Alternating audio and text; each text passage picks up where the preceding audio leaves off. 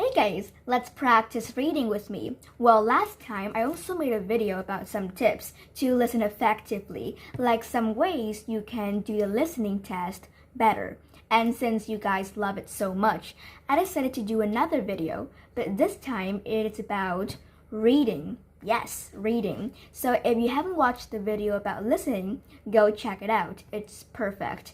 Well, for this video, I will discuss about some ways to do the reading test perfectly and some tips and also some skills you will need when you do the reading test too, like any kinds of reading test, or it can just be a reading essay and for you to answer the question. Yeah, so it can be like anything in the test. Well, first of all, let's discuss some ways you can do the reading test better without getting frightened. Because for some people, when they read an essay in English, they're so frightened. Do you know the reason why? Because they didn't understand anything. And when they read the entire essay, they feel kind of scared because they don't understand and they think that they cannot answer the question very well. Well, if you're just like that and you're scared when you do the reading test, then let's watch this video. I will share for you some really useful advice. Okay, so first of all, you have to know the structures of the test first. Whatever that test is, but you have to understand the structures of it. So for example, a test is about 40 questions and you do it in an hour or 30 minutes maybe. So you have to remember the structure so you can use your time wisely. Yes, that's always my first advice. Use your time wisely when you do the reading test because maybe this question is way too difficult and you spend too much time to do this question. Then you will lose all your time. So use your time wisely. That's my first advice. And my second advice is do the easier one because, for example, this one is easier. You do it and you do every easy question. And then after that, when you finish the easy question, you will have more time to focus on the difficult one. So for example, you just focus on the difficult one and you can't think of the answer. Yeah, you spend about 10 minutes on it. So yeah, that's not using your time wisely. You have to use your time wisely. So instead, look at some easier question that you think you can easily do it and then do it. And after that, you have achieved all the easier questions, go and do the hard ones. So yes, that's my second advice. Do the easier one first and then do the hard one. My third advice is that you have to practice reading every day. Really simple, right? Like you have to have a time, for example, about 1 hour to practice reading. So spend exactly 1 hour every night or every morning to practice reading. You can practice reading a book to have more vocabulary, or do some reading tests, or do some exercises that is related to reading. Well, you can spend any time you want, but you have to have a specific schedule to practice reading in order to do it well. So for me, I practice reading like every single afternoon. So every single afternoon, every day, I will practice 4 skills. So that's my schedule. So you have to have a schedule. A specific schedule to practice your reading. Well, today you practice reading and tomorrow you don't. It's not too good and you can easily forget. So practice reading every single day. And that's my third advice. My fourth advice is learn reading with a dictionary. So of course, I think when you learn English, you will have a dictionary in your house, right? Every house will have a dictionary.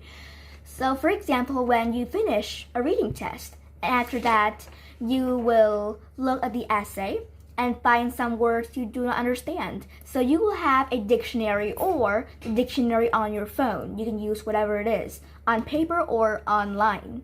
Yeah, so you will learn reading with a dictionary. So after you finish with your test, you will open the essay and then you will read one more time carefully. And then find the word which you don't understand and look it up on the dictionary. After that, write it on a notebook of yours so that way you can understand more.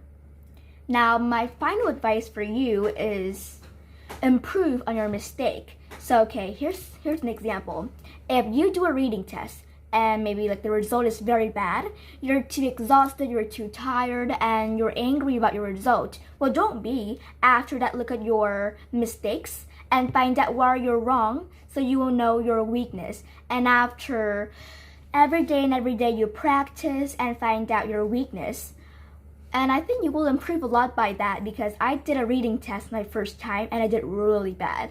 And after that, I found out some mistakes I made in the test.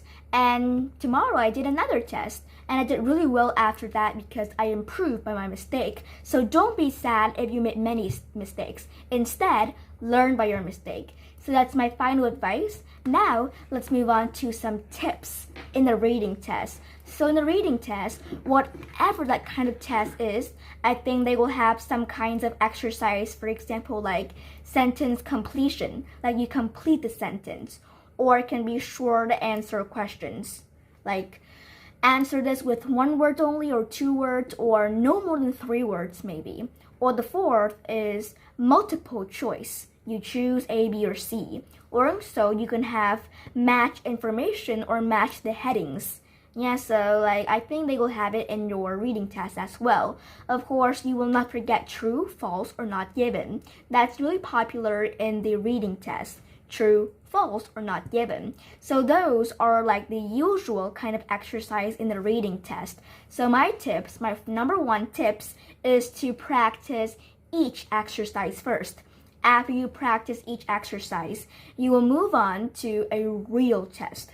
So for example, you are really bad at true, false, and not given. So practice that first. When you think you are good enough, practice in a real test. That way you can improve better, because maybe if you just did a test, you don't just focus on one area and you won't know what's your weakness. And every day you practice, you will never get better if you don't focus on one area only. So for example, today you learn only about sentence completion. So you do every types of exercise about sentence completion.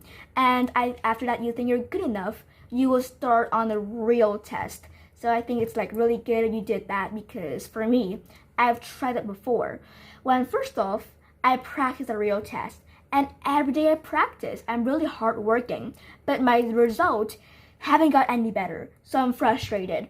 But then I found out a tips to help me get better is to focus on one area only. So I'm quite bad at true, false, and not given. So I spend 1 hour just do true, false, and not given. And I'm improved by this exercise. Okay, so my second tips is don't be frightened if you can't understand the essay. Don't be too frightened. I know some of you are frightened when you can't understand the essay. You're too scared you can't answer the question when you don't remember and understand it. Well, don't worry. Here's my tip is that if you don't understand this vocabulary, look around and see, like, you can guess the meaning, because when you do the reading test, what matters that you find the point. You don't need to understand the whole thing, all right? My third is read the structures carefully. Okay, so why do I say that? Why do I say read the structures carefully? So for example, the structure is write 1 word only. So, okay, or for example, write 2 words only 2 words. So here, when the essay says red and yellow, so when you write red and yellow, you're wrong. Why are you wrong? Red and yellow are 3 words. So when you write 2 words, it have to be red, and you have a point, and yellow, like that. So read the structures carefully. If they say 2 words, write 2 words. If they say 3 words, write 3 words. Yeah, so you have to read the structures carefully. I know, like, for example, you write red and yellow, even though you know it's right, you understand it, but you do not read the structures carefully, so you ended up wrong that answer. Okay, the next is you have to use your time wisely. That is another tip I already said in the ways. Now let's move on to some skills that we need in the reading test. So I have 3 skills, 3 important skills that you need to master in order to do the reading test well. First skill is skimming. I think you know this, like really popular. So what is skimming? Well, for some people, when they do the reading test, they read the entire long essay, which takes a lot of time. Well, I think you don't need to read the entire essay. With this skimming technique, you just need to read some important points, like read the keywords, read some keywords, read really fast the entire essay.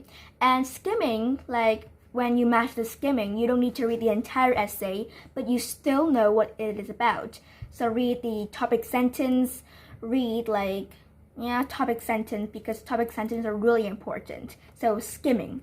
The second skill is scanning. So scanning is find some keywords. For example, when they say, what is the author's name? So you scan in the lines, what's the author name? So scan really fast and you will find it. So skimming and scanning. The third skill is keyword.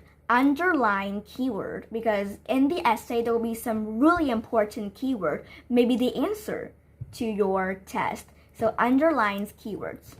That's it. That's first of all is my ways to do the reading test. Next is some tips. Finally is 3 skills. So if you maybe if you do like me, I think you can improve a lot better. So bye. Thanks for watching this video.